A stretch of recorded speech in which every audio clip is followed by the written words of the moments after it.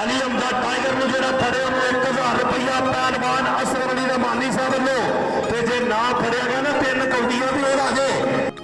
इन्होंने वाले बंदे उत्ते बैठे ने कबड्डी पाएगा फिर आओ अली हमजा टाइगर